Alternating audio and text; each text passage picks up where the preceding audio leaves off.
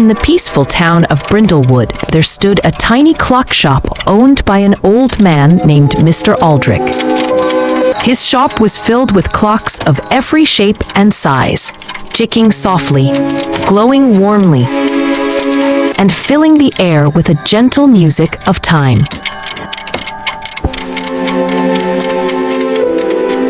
But hidden on the top shelf, behind layers of dust, was something different. A small golden key that shimmered as if it carried its own light. One chilly evening, a curious young girl named Elara stepped into the shop. She loved exploring strange places, and the clock shop felt like a world from a storybook. As she looked around, she noticed the glowing key and asked,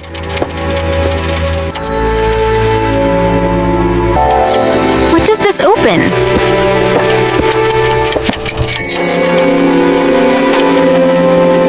Mr. Aldric hesitated. No one had ever asked him about it before. Finally, he whispered, "It opens a clock that doesn't count hours. It measures destiny." He led her to a covered object in the corner.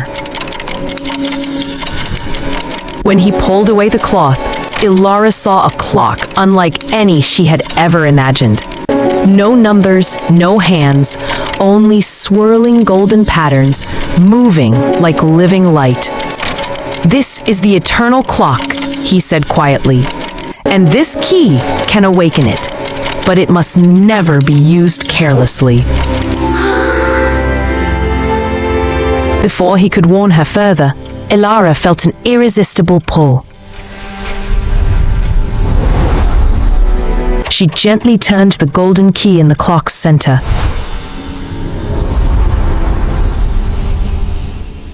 Instantly, the shop filled with a burst of warm, golden wind. The clocks froze.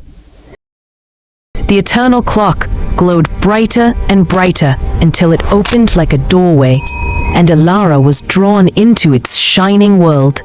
She landed in a place that felt half dream, half reality. Floating islands, glowing trees, shimmering rivers of light. A figure made of starlight appeared before her.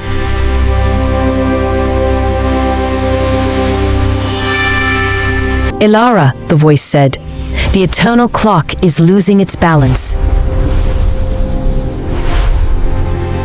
A shadow creature has stolen a piece of its heart.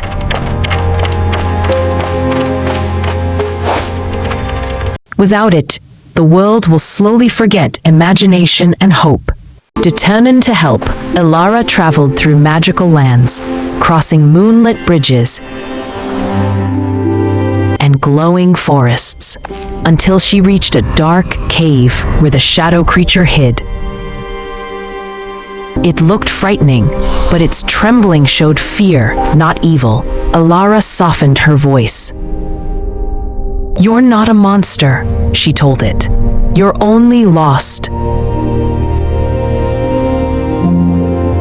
Her kindness warmed the creature, and it returned the missing heart piece. When Elara placed it back into the eternal clock's core, the world around her burst into glowing color. The doorway opened again, and she found herself back in the clock shop. Time returned. The clocks ticked. Mr. Aldric stared at her in amazement. "The clock chose you," he said gently. Elara placed the key on the counter. But the eternal clock pulsed softly, as if promising it would call her again when destiny needed her. And from that day forward, the little town of Brindlewood never felt ordinary again.